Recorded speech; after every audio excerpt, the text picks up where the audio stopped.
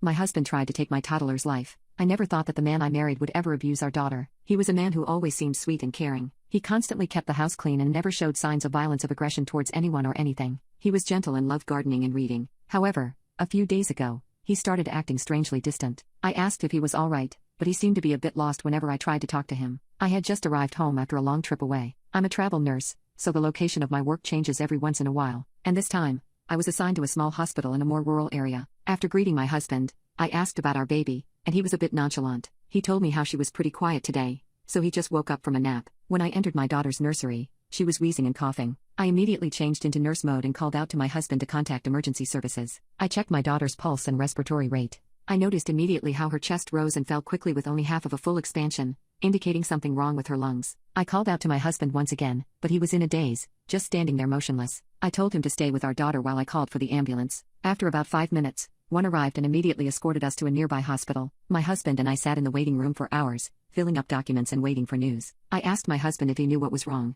but he simply shook his head and ran his fingers through his hair. I figured he might be frustrated or shocked. I've worked in hospitals and people just react differently to emergency situations. A doctor walked towards us and informed us that our toddler is currently stabilized but needed surgery. He asked for one of us to follow him and sign waivers and consent forms, so I followed the doctor away from the waiting room. He added that another doctor would meet us shortly to ask more questions, and when I returned to the waiting room, my husband was gone. A woman sitting nearby informed me that my husband said he would be back for me and had to leave to go to the bathroom. I thanked her and waited on my own, praying for my child's safety. In less than a minute, a nurse motioned me towards an empty room where a clinical psychologist sat me down to ask questions about me, my family, my job, my mindset, memories, everything. She told me how my daughter had a punctured lung due to broken ribs. The most likely cause was blunt force trauma, meaning that the wound was inflicted and not accidental. They were reminded that it was part of hospital policy to have social services investigate the case. I responded saying that I had no problem with the investigation. I only wanted my child's successful surgery. She asked for my husband's whereabouts, but I wasn't sure at this point. It had been an hour and he still had not returned from the restroom.